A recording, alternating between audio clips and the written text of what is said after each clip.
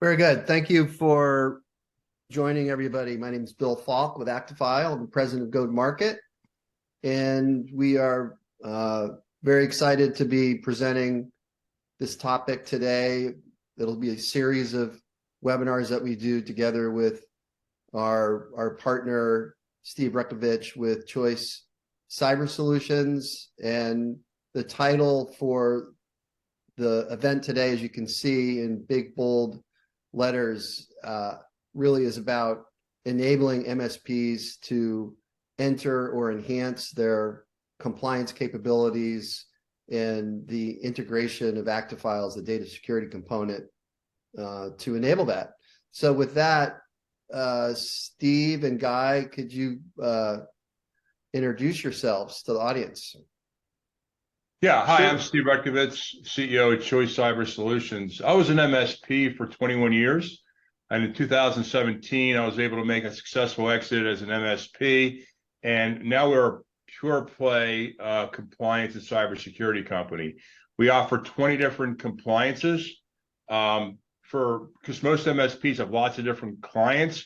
We work exclusively through the channel and help MSP and their community and their clients become compliant. So we now have about 20 compliances, and we work with MSPs very closely to help them implement compliance and cybersecurity for their clients. Thank you, and we look forward to hearing a lot more about that as we go through the presentation today. And then Guy? Yes, so first of all, thank you very much for everyone who's joining us now, and we'll see the recording afterwards. My name is Guy Bavly. I'm one of the co-founders of Actifile and the CEO, and I would like to thank again Steve for joining us today. I actually come from a very strong IT background. I was a CIO, managed, complicated, complex, high-end environments and infrastructure. Then I became a product manager, and at one point of time, the entrepreneurship bug, hit me. And together with my co-founder, Asaf, our CTO, we co-founded Actifile, focusing on security and making sure that data risk assessment, together with product innovation and thought leadership, are the right solution for our primary go-to-market channel, which is MSPs and MSSPs. Thank you. And so just high-level agenda, what we're going to do today, we're going to hear from Steve, and he's going to talk about the services that he offers around compliance. And then we're going to hear from Guy. He's going to talk a little bit more about the product capabilities of Actifile. And then finally, we're going to talk really about the business issues. So why are these business issues important to the market today? And how can the combination of Actifile and Choice Cyber bring these solutions efficiently into the market, and fundamentally, how does it improve and enhance an MSP's ability to be in this market, and finally to make money? So over to you, Steve. Yeah, so basically the services we provide we do three things. We do compliance services, we do independent risk assessments, and we provide security as a service. Now, when we do the risk assessments, one of our key products that we use is Actifile. So when we look at working with an MSP and their client, again, because the MSP has so many different types of clients and so many verticals, we have to be versed in 20 different compliances.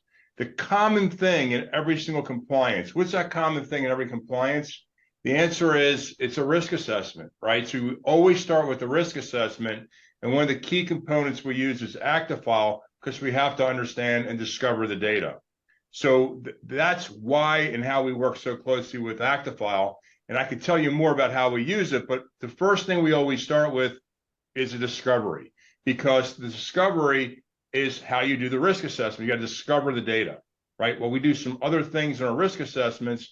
One of the key things we do is discover the data, and we use Actifile to do the discovery. Then once we do the discovery, we build out kind of a workflow, which we can tell you more about later, but we build kind of a workflow. Do we do an encryption? Do we set up kind of DLP rules, et cetera?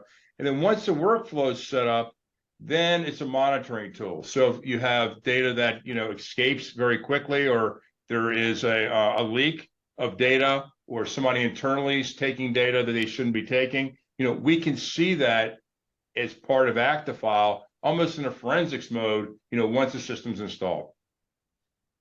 Great. And are there, well, I know there are, but in this next slide, maybe you could comment on some of the, where are these services most applicable? Obviously, there's a lot of verticals here, but do you have any comment on the different verticals that you focus on? Sure. So the primary verticals that need compliance today are really healthcare, financial, and government contracting. So while every client that an MSP has needs some kind of best practices or compliance, not every vertical has the same kind of weight, right? So what we're seeing across the board is that, in healthcare, HIPAA is mandatory. In financial, you have to report to the SEC or FINRA. It's kind of mandatory. Companies that are doing manufacturing and work for the DoD have a CMMC compliance, and that's mandatory. But for all the other companies, like accounting firms and mortgage companies, they now have a new FTC safeguard compliance. So it's a lot about knowledge and keeping up with all these compliances. And that was what we kind of do as a first step, as a strategy to kind of talk through your customers that you have and what verticals and what kind of business they do. And we have to kind of figure out what framework to start with. Because if we can get a framework and a client can agree on a framework, then there's a lot of controls that have to be put in place. And that drives all the different services for your business. So right now, compliance is the #1 driver for upsell opportunities and new opportunities for MSPs. So, and on this next slide, there's a lot of, a lot of certifications for compliance that you cover, but I'll put you on the spot here a little bit. You tell the story about how you've seen an evolution in the market, and I think it's important to understand, you started, isn't it true, you started with, certain types of compliance, and then as the market's matured, you've had to add in. Why is that important to this audience? Well, what we're seeing is a lot of companies today are getting requirements for more than one compliance. So I'll give you an example. HIPAA. HIPAA came out in 2013, and now we're in 2023, soon moving to 2024. And if, in IT, I always call it like it has like a dog's life. It's like 7 to 1. So 2013, there was no cloud, there was no mobile device management, et cetera, et cetera. It's a different world today. So we have to help companies meet and maintain HIPAA, but usually I'll add a cybersecurity framework like NIST or CIS or ISO alongside a HIPAA, because you have to do that to protect the client. So remember, compliance is checking the boxes, but as an MSP, you also have to add layers of security that usually are above just the check boxes to make sure your clients are secure. In the areas of SOC 2, companies are more and more customer or your clients are asking for third-party audits. So, we do a lot of audits around SOC 2. We do audits around ISO 27001. We're seeing a new compliance called TSAC for automobile manufacturers that do work for German manufacturers. They want to have a third-party auditor come in and verify that the work's done. So some of these are self-assessments and some are actually third-party audits. And we're seeing a giant uptick of requirements for third-party audits. So it's probably safe to say that over the next 2 or 3 years, I mean, is there a vertical, if you go back to the vertical slide, is there a vertical that won't in some way be impacted by some type of compliance? I think that every one of either your clients should have a cybersecurity and/or privacy framework in place to kind of go where the puck's going, to help them kind of anticipate where things are going. But I do think in a couple of years it'll be mandatory. Right now, 50 to 50 states in the U.S. have what's called a PII, state PII laws, personal identifiable information laws, usually run by the Attorney General's office. And now there's about 8 states that have layered on top of that a privacy law. And privacy is more about having to tell client subject matters or clients where their data is, and they can have it expunged if if they want that. So you have to understand where the data's at. You have to be able to track it and be able to not only protect it, but also notify people if or expunge the information if they want to get off your databases. Okay, great. And then these next couple of slides, maybe you could drill in a little bit more into the process that you follow when you partner with MSPs. Okay. So what I realized when I was an MSP, we got into managed services, and managed services was really hard to get into because I was there when its infancy. But once we got into it and figured it out and made all the mistakes, we got really good at it.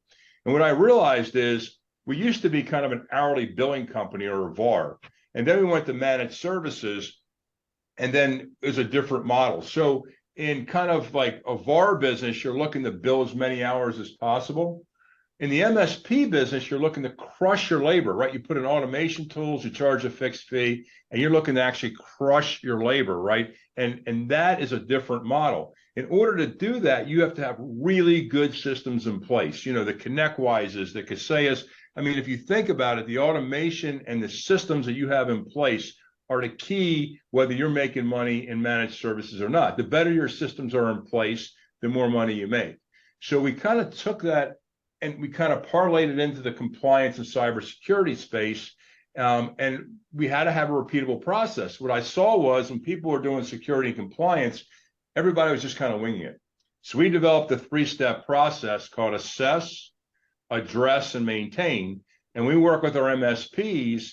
We now have a repeatable process. We start with the risk assessment and we identify the gaps, right? So we look for all the good things that are in place and we're looking for the things that are missing.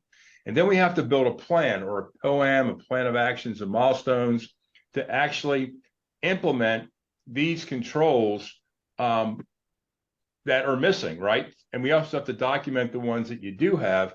And then once we bring it up to the addressed acceptable level of risk, then there's an opportunity to maintain it, right? So there's these layers of ongoing recurring revenue or MRR pieces that we can add to your current stack and your current revenue. Remember, every one of these compliances have 3 components. You have an administrative component, a technical component, and a physical component. MSPs are very good at the technical component, and we can help you build more technical services and recurring revenue. There's a physical component that also has to be addressed in compliance around card access or vendor management, as well. But what we do is we do the heavy lifting around the administrative. The administrative are policies, procedures, pushing out the training if you don't do that, ongoing phishing testing. What's really big now is tabletop exercises where you actually take your application that's basically the #1 application you use, and you have almost a fire drill and shut it down and see what the ripple effect is through the company. You have pull out your incident response plan and you see if everybody can respond to these incidents. So you have to have proof of compliance. You have to be able to put out reports on demand. So your clients' have updated reports and updated compliance. So there's a lot of work to do on the administrative side of compliance and cybersecurity. And that's what we do. And we help you augment and kind of leverage the technical and physical components of the MSP space. Excellent.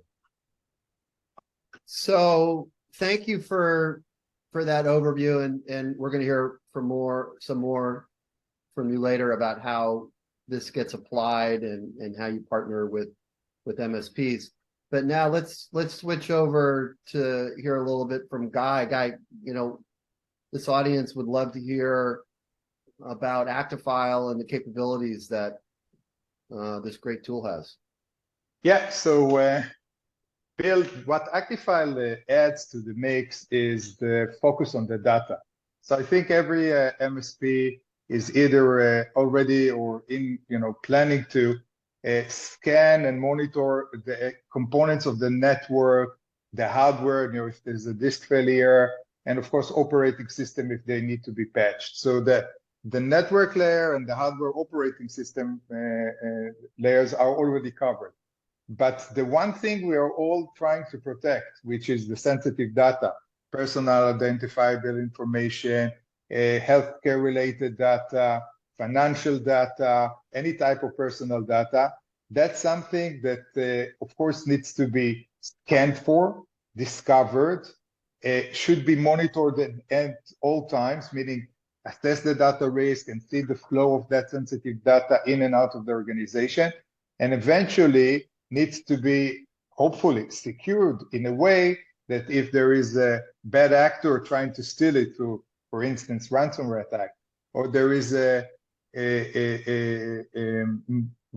negligent, careless employee that is using shadow IT applications or trying to leak the information, all of that can be avoided if the data is preemptively secured and nobody can use this outside the organization. So what Actifile does is automatically, using pre-configured templates, scan and discover sensitive data.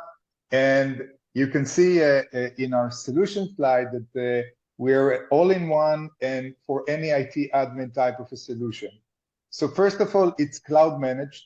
We are running on top of Microsoft Azure, and over there you've got your partner portal. It's a multi-tenant environment and also multi-tiered, so you can run theirs. And we have 3 deployment options. One is for endpoints, Windows, Mac. The other one is for on-premise file repositories, could be Windows file server, Linux file server, or network attached storage, NAS.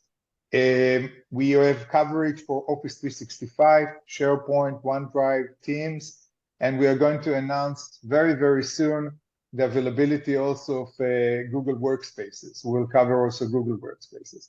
So once the system, once we deploy that through the cloud managed partner portal, it immediately starts discovering and classifying data. So aggregating files according to a common type of sensitive data, for instance, credit cards, for instance, emails and SSNs, etc., etc. Immediately after, and that relates very closely to what Steve talks about, there is an ongoing quantification of the data risk. Actifile is able to show, immediately and with no integration and on a constant basis, how much data risk there is in monetary value, in US dollars. That's based on the non-for-profit organization FAIR, F-A-I-R, information risk model. And this is a very powerful tool for MSPs that Steve is using, for instance, and others, because it shows not only the technical gaps that each and every network has, missing patches, places where people can penetrate the organization, it also shows the business liability, the actual risk to the one important asset that each and every company has, which is the sensitive data. And eventually, we track and audit all the flow, all the changes in the way files are being treated. We can show that by application, any type of locally installed or cloud-based application, or by device. And everything is audited for good, so God forbid, and it happened quite a few times lately, when an MSP suspects there was a bad actor acting or a negligent employee, we can show what actually happened on the level of each and every type of sensitive data. That's part number one. Part number two is that we can apply what we call managed encryption. It's automatically managed per the MSP decision. For instance, you want to protect all the 15 files, the 70,000 records, and $200,000 worth of risk of credit cards. With a click of the button, all of those files and all the future ones that will be created will be encrypted. And for internally for the organization, there's no change in the way they actually do their business, because Actifile is on their machines. They can open up the file from wherever it is, and it transparently decrypts for the users. So we can help prevent external and internal threats. We help Steve and MSPs to comply with all privacy regulation and state laws. And eventually we can alert on usage anomalies and provide forensic evidence in case of, God forbid, a breach. And of course, preemptively secure the data wherever is needed. That's a great overview, and we're not going to go full through a full demo here today, but maybe you could walk the audience through this slide and how it's used, and maybe hit on some of the other benefits that the tool offers. Yeah, so first of all, it's important to say that the system is real time. This is not a one-time effort. Like you do your network monitoring, like you do your SIEM, like you do your SOC, everything is in real time reported. By the way, we worked very hard, so no files, no sensitive files from your client side is uploaded to the cloud for any analysis, and everything is done on your client side. And what you can see here is a business-driven dashboard. You can see at the top how much risk is there, how much risk was already mitigated, reduced, and how much residual risk there is. And you can see different trends, because risk can go up, data risk can go up because there's a newly type of PII introduced. It could go down if some of the PII was deleted. And we surface all kinds of anomalies of alerts based on our advanced AI capabilities to show really the most extreme, changes that happen that can potentially show that there's something wrong, whether it's an external or internal attack. And everything is geared towards talking in a business language in US dollars, the risk, the potential anomalies, and all of that. Yeah, so Guy, just to touch on that. So when we do a risk assessment, we usually just start off with that first number, and we deploy the agents. They're very simple to deploy. You push it out through an MSI, through your RIM tool, and all of a sudden it starts reporting into the cloud. And pretty quickly, you're going to see a $25 million risk. Now, the next question, when we show the customer the risk, the problem with security and selling cybersecurity products is unless you have evidence, and I would call it overwhelming evidence, and I would take that a step further and call it shock and awe. The shock and awe sells all your other services. And the reason you need that is because you got to show the client that they have a colossal risk. That means if that data gets out, you could have a $25 million risk to your business. And you could ask the, who you're talking to, if you had some kind of breach, who would send these letters out, right? Would it be you? And you start thinking through the process of like future state of what happened if they have this breach. You can ask questions like, well, how much cyber insurance do you have? And they say, well, maybe I have $1 million. Well, do you think that would cover a $25 million breach? And all of a sudden it's like, wow, this thing is really way out there, and we have to start protecting the data. So now once we do the discovery, then the question is, what does the workflow look like? So for most of our clients, we encrypt, and it's a very easy button to just hit and encrypt and take it to the next level where we can show what the risk reduction. Once the data is encrypted, it's a risk reduction. Why is it a risk reduction? Because in most cases, you fall under what's called a safe harbor. A safe harbor means that you don't have to notify and you can't get fined for a breach. Like, so HIPAA law, if you have the data encrypted, you can't get, you don't have to notify, you can't get fined for a breach. It also is I think 49 of 50 states also have the safe harbor rule. So by encrypting the data, you have just crushed, and I mean crushed, the risk if the data gets out, right? So if a hacker comes in and he FTPs the data out, guess what? He doesn't have an Actifile agent. He can't read that data, right? So you now protected the data. So it's a big deal to be able to encrypt it. Now, some companies decide not to encrypt it, right? So what you can also build what's called workflows. So we can build DLP rules. So for example, the shadow IT is becoming more and more of a problem. So you could look and see what programs are kind of corporate and which ones are shadow. You can block people from, you can say, okay, you can download from Dropbox, but you can't upload files from Dropbox, right? So you can start setting these rules up. And then if you have the data encrypted and you want to send an email out of Outlook, you can set up what's called a trusted channel. A trusted channel is you can automatically say when an encrypted file goes to Outlook, it can automatically be sent out through the encryption of the email. And again, these workflows are kind of built, and you kind of set and forget it. You don't have to tweak it that often once these rules are set up.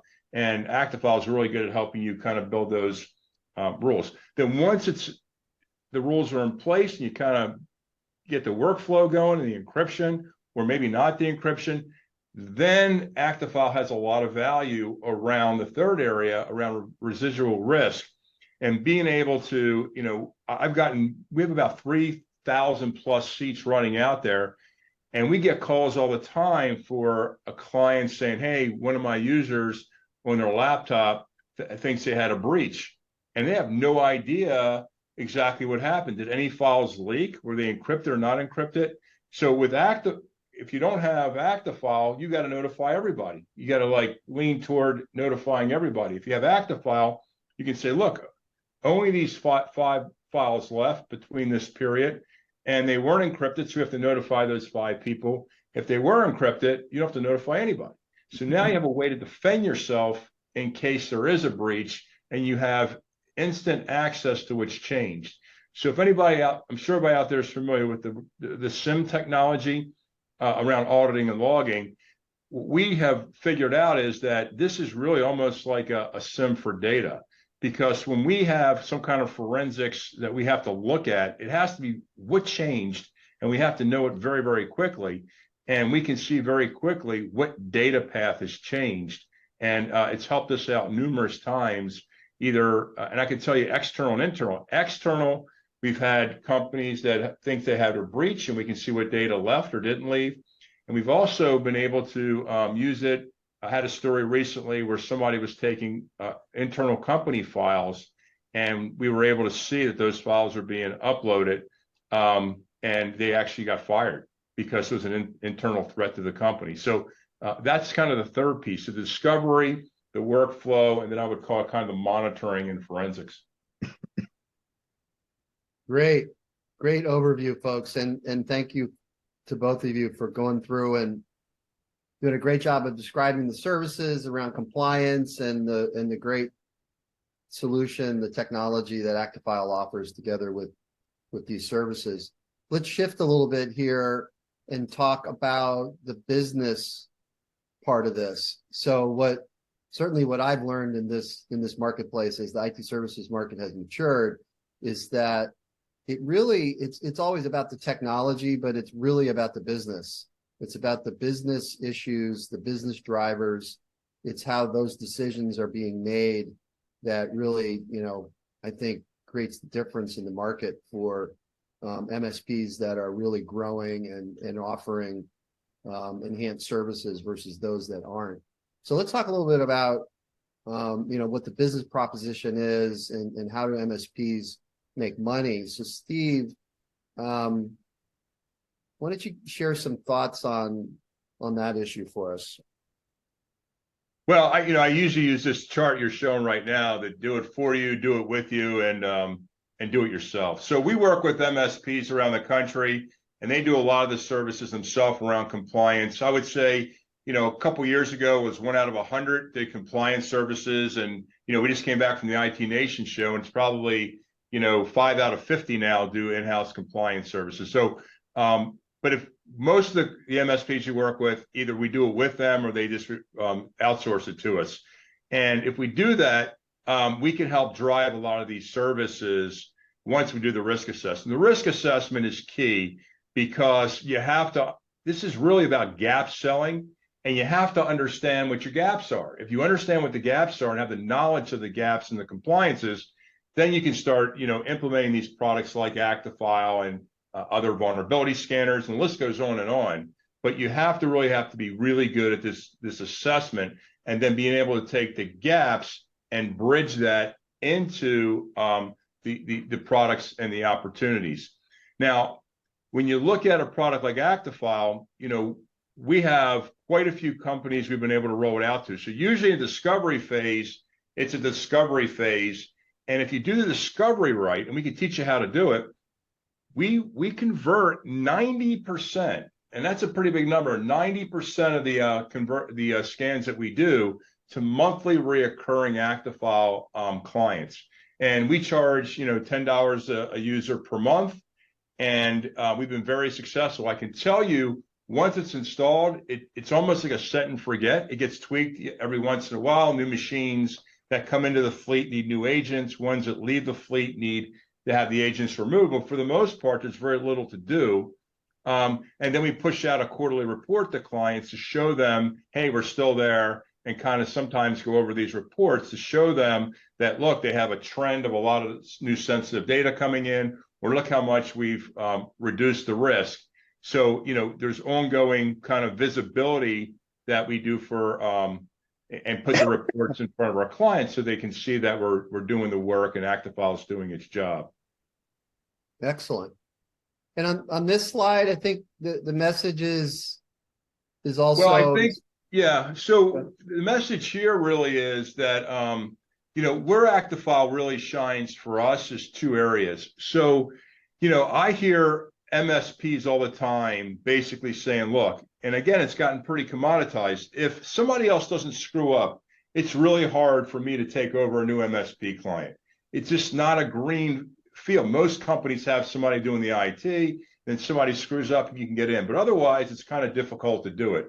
So you have to look for those upsell opportunities, the things that you already have the clients, and you want to be able to increase your monthly recurring revenue. Products like Actifile, and again, we sell it as kind of a service, so you make it a monthly fee, but these are the types of technologies you want to start adding into your existing customers to upsell. It's the easiest thing in the world, and we can show you how to do it. We usually, kind of separate compliance, security, and traditional managed services, because you don't want to load everything in the managed services and seem too expensive. But we can show you how we do that. But the upsell opportunity is probably the biggest opportunity. And I think Actifile is a product now that you can roll out to your entire fleet. The ones that may need encryption, you can add encryption, but the other ones, it's a great product just for discovery and just the forensics components and monitoring.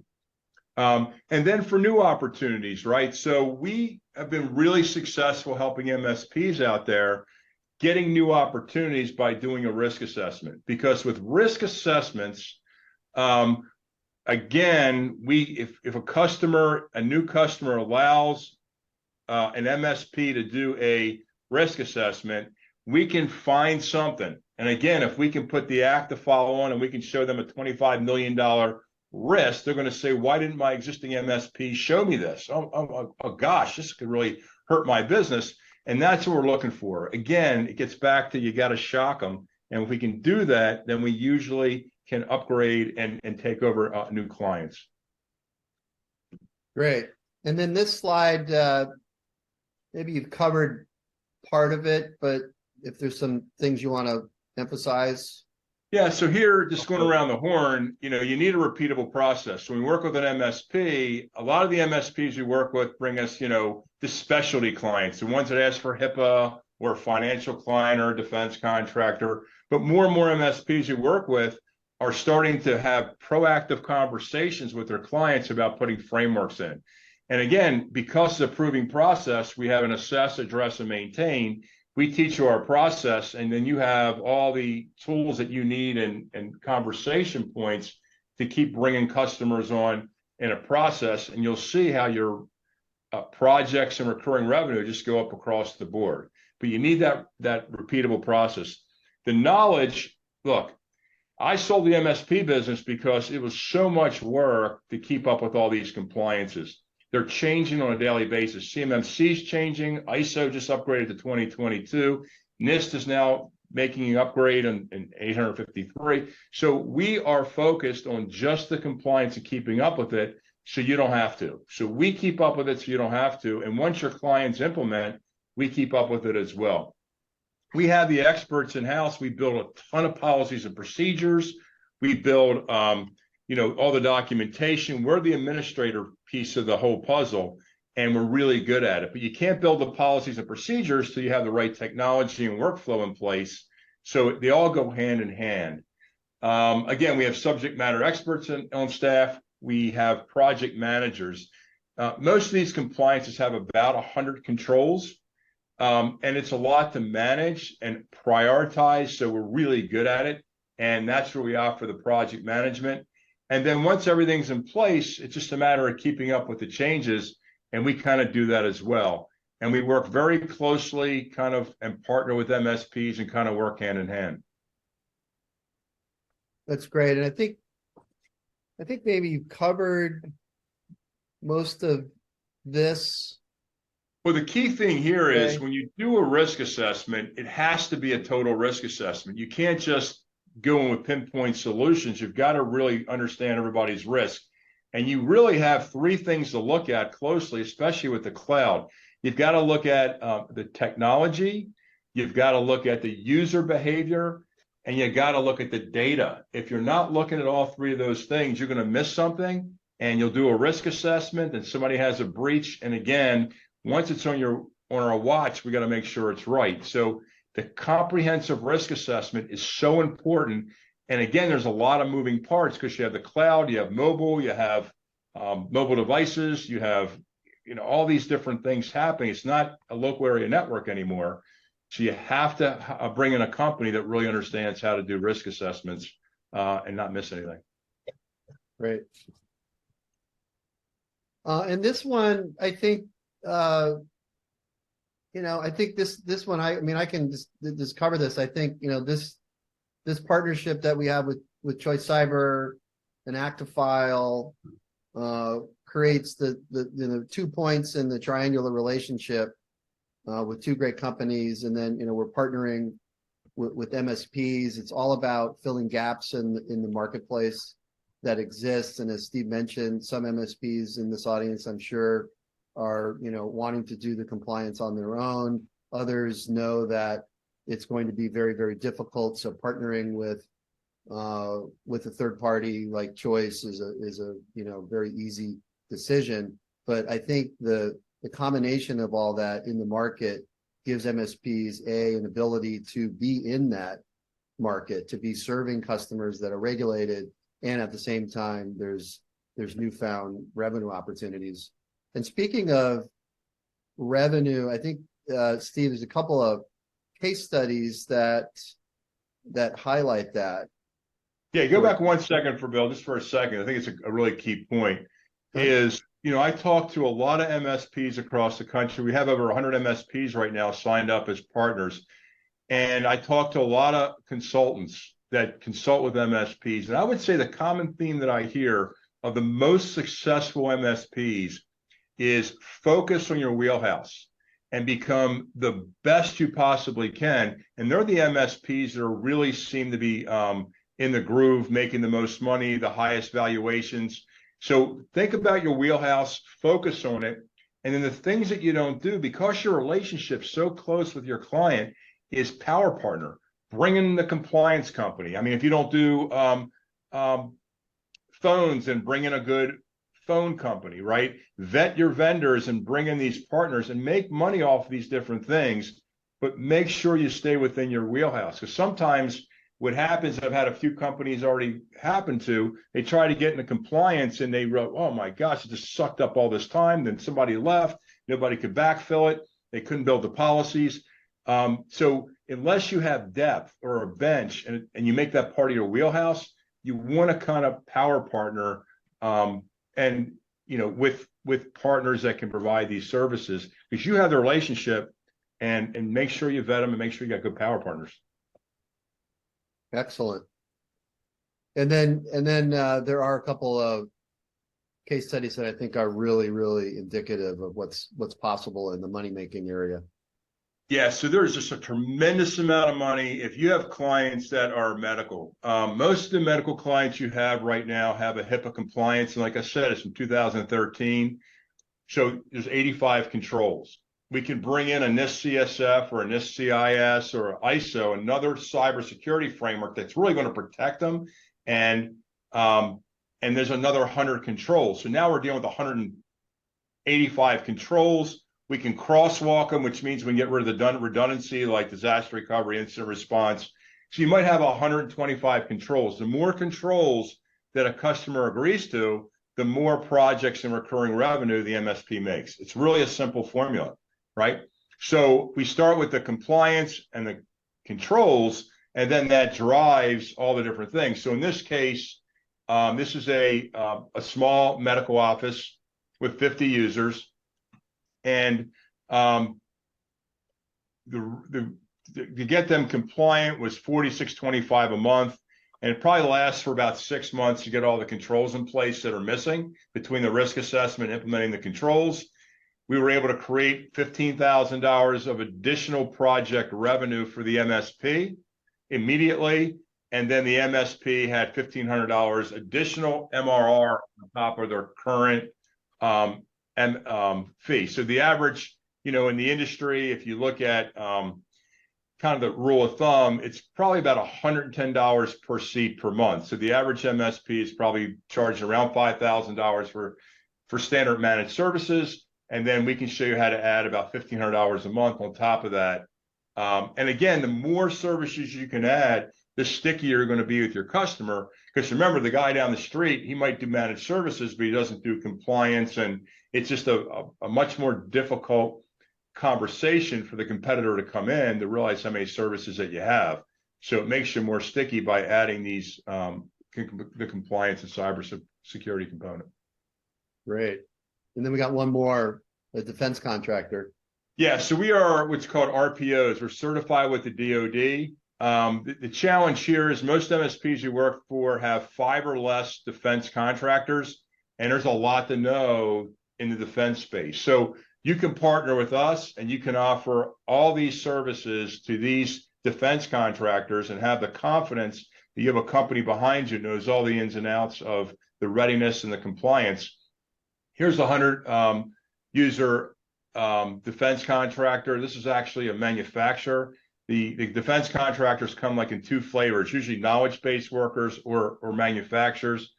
It was a little more money. We had to also put in the compliance management portal, which we have that manages the actual frameworks and the compliance. And we kind of bundle that into our service, $5,100 a month, probably for about a year, because they had a lot of controls to put in place. They're still a client. So it's been roughly a year. And again, once they're compliant, they can get what's called surveillance and maintenance. We can go to a lower number and just kind of manage it. But these at CMMC clients need a lot of project work. A lot of them have older machines in the factories and whatnot. So it's about $40,000 of project work between new machines, 2-factor authentication, encryption. Actifile can now scan for what's called CUI, or controlled unclassified information, which is a big deal because I don't know any of the products out there that can really scan for CUI except for Actifile. And then we went into the monthly recurring. It's $28.50 a month. There's more things that they need to build on top of. So there's huge opportunities, and we kind of help you all the way through the process to build on top of this. That's great. All right, so that's the agenda. We have time for questions, and thank you, Steve and Guy, for doing a great job. And we do have quite a few questions from the audience, and I'm going to do my best to get through as many as possible. And I think, and I'll also do my best to direct it to the right party. So for Guy, can an encrypted file be shared outside of my organization? That was the question.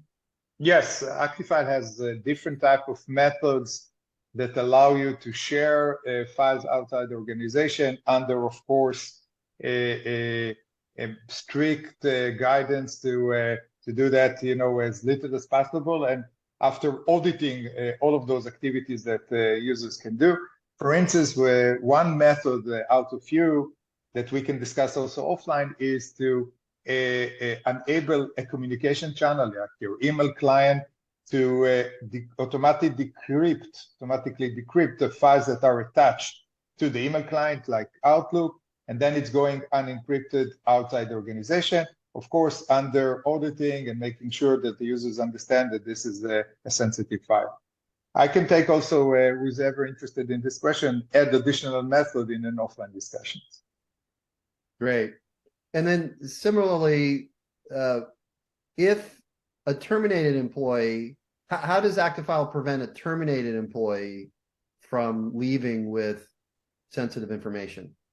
So if you know in advance that you're going to terminate an employee, there's a very, I would say, a valuable functionality in Actifile where you can deactivate Actifile remotely. And once the Actifile on the machine is deactivated, that specific device, that specific user can no longer decrypt those files. And there you go. You have a ready-made procedure for preempting any type of tampering with files from a disgruntled employee that was let go. Excellent. And then there's a couple of similar questions. I'm gonna attempt to paraphrase, but another one for Guy. It has to do with the monetary value that you talked about, and again, a lot of this has been around compliance and companies being regulated. In other words, being told what to do when it comes to their sensitive data. But for other companies, is it true that it's more about the reduction of the monetary risk? Can you elaborate on that, Guy? So first of all, I'll invite Steve to piggyback on what I just said. But first of all, there is a method that is out there for assessing data risk. I mentioned the FAIR Institute, and everyone who's interested in the follow-up, just leave us a message and we can send you additional materials. But it goes into the primary and secondary types of risk that every organization might go into. It doesn't have to be a regulated industry. And remember that eventually the biggest risk beyond fines is your customer reputation. That's the biggest problem. You can fine an organization, but eventually, and especially small and medium organizations, when they're breached and it's notified and their customers, their consumers are hearing about it, the loss of reputation, the loss of customer is your biggest risk.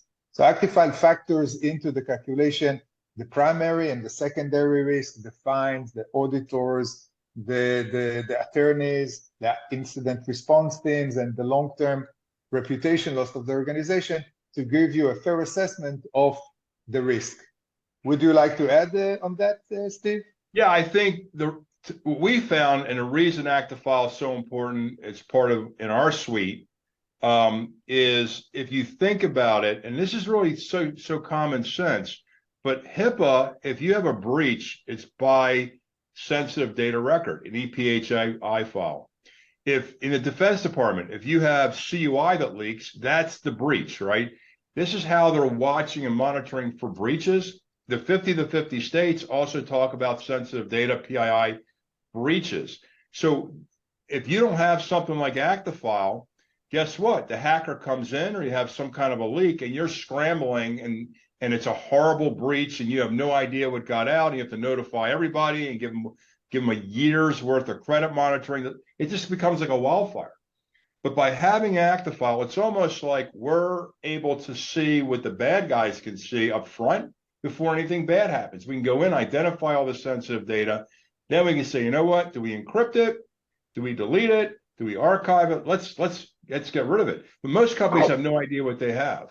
And that's why I think that the first step is really that discovery, understanding the sensitive data, and then you can crush a company's risk. What's also interesting is we see patterns, like we see insurance companies, like a medical office can only create so many medical records, right? So they can only have so much sensitive data, but insurance companies processing thousands and tens of thousands of medical records, we see off the chart risks into the hundreds of millions or billions. These companies have no idea they have it. How about accounting firms? We see in accounting firms as they have all their clients' information, then they get the QuickBook files from their clients, like dozens of clients, and all the credit card numbers or sensitive data is in that. So in accounting firms, sometimes we see way off the chart numbers. These are surprises that even we're seeing, but think about if a hacker gets in there, it's a frenzy, right? So we want to know what that sensitive data is up front, and that is a great conversation to have with your clients to show them that this is the new way to really help protect. This is one way that you got to understand the data in addition to technology, and the user behavior. That's outstanding, guys. Thank you very much. Next question is, can you, and I think this would be for Guy, can you talk about the underlying search technology in Actifile? What are some key advantages over your largest competitors? So I think Actifile combines the at rest and in motion search capabilities. Okay, so we go in and first of all discover by going across every file type. It could be CSV, TXT, JSON, XML, Word, Excel, PowerPoint, database dumps, and so on. So first of all, we go into any type of PDFs, any type of file. We apply an array of hundreds, if not thousands, of classifiers across all the privacy regulations and frameworks that Steve talked about earlier. So we're not focused on any specific regulation. It could be state level, federal level. If you're a global company that needs to adhere with GDPR, we can do that as well. So it's multinational, and we're growing by the numbers of end customers and their required, I would say, discoveries. And the other part is that we don't just do that at rest. So we don't go just across all the potential file repositories and MSP can think about it, because we do on-premise, we do on endpoints, we do cloud shares. We also track the flow of data between the organization and any type of cloud application or external third party, and how much and where is it coming from them. So the combination of at rest across multiple repositories, cloud and on-premise, across different type of privacy regulation, across nations, and doing it not just at rest, but we show the flow. Last week, 15 files, 70,000 records, $200,000 worth of risk left through Skype, WhatsApp Web, Slack. We don't need any integrations. That is done without any integrations. Tomorrow morning, your users will start using TikTok for that matter, or any type of other communication app. We'll find that as well. And also, Guy, to touch on that, we can go back. We have, sometimes people don't know they had a breach, as you know, for weeks or even a month or 2 months. We can roll back in time and see when a file was uploaded or downloaded. So we just had to do the forensics work for a company, and we had to roll back 60 days to an exact time and date, which we saw where the problem happened. And we were able to zero in and see what left or what didn't leave. And in this case, no files were left, so we didn't have to notify, right? So they did have a virus and an attack on their machine, but none of the files left. But we were able to prove that, and that's going to go a long way if something were to happen. Yeah, and by the way, we never delete the audit log. It's important to say, for our MSPs, you can go back 60 days, you can go back 6 months, you can go back 2 years. We never delete the audit log, number one. Number two, the audit log that Steve is talking about is kept off premises on the cloud. So if you've got a breach, and the hackers are many times also attacking the logs and stealing the logs and tampering with the logs, the log is kept offshore. Not offshore, excuse me, on the cloud.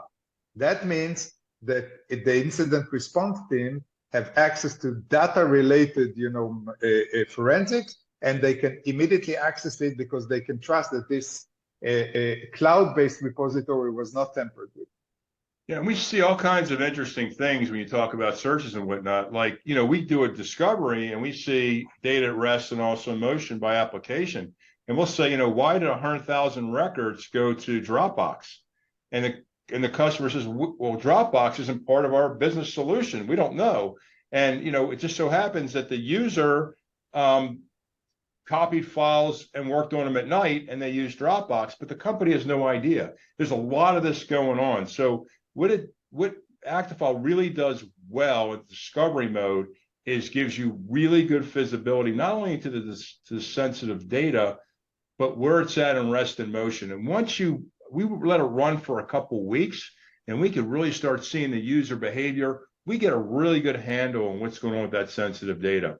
That's the future of protecting companies. You've really got to understand that flow. People are working from home. People are working, on the road. You've really got to understand coffee shops. You've got to understand that data workflow around that sensitive data, and then you can protect it. But you got to understand it in order to protect it. That's really the key that I want to emphasize. Great. And then we got a time for just a couple more questions. And one, and actually this is a great question because we get asked this a lot, but someone from the audience, I want to make sure I understand correctly. Actifile has gone through DoD certification? Question mark? Yeah, I think Steve is best suitable to answer that. So we're RPOs, and this DoD world is changing on the dime. So while I was in IT Nation last week, there was a new document that actually leaked called the CMMC 2.1, which changed things again. So if you would have asked me last week, it was very clear. But what I will tell you is that what Actifile is not certified. Actifile is considered a security protection asset, just like a security protection asset would be like ConnectWise or Kaseya or your RIM tool or SentinelOne. They're all considered security protection assets. Unless those security protection assets are moving CUI data into the cloud, then you don't have to be FedRAMP compliant. So software vendors have to be what's called FedRAMP compliant if they house and store CUI data. The way the Actifile works, we identify CUI data, but we're not storing it. So it's a security protection asset. So Actifile has an ISO 27001 certification, and we can show to the auditor how it works. And again, I've already shown auditors that are doing beta audits how Actifile works, and they would approve it at this point. Now, if something down the road changes, we'll keep you up to date. But as of right now, Actifile will pass an audit by being a security protection asset. Thank you. Okay, then last question, and I think this is another one we hear a lot.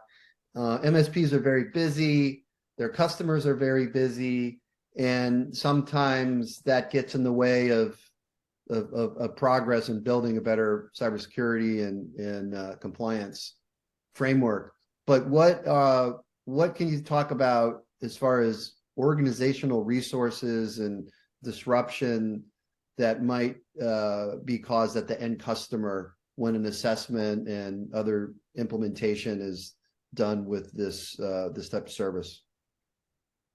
We're very careful about working in the background. We do the heavy lifting, and there's very little downtime for the clients. All we have to do is get an MSP to install the agents, whether it's or vulnerability scans or Actifile, whatever, just install the agents, and we do all the work behind the scenes. Once the Actifile is installed and it's discovery, and we do the results of the risk assessment, we have a pretty elaborate presentation. About 90% convert into monthly, where the MSP resells it either by buying it directly from Actifile or like a master distributor, they can buy it from us, and then they turn into a monthly service.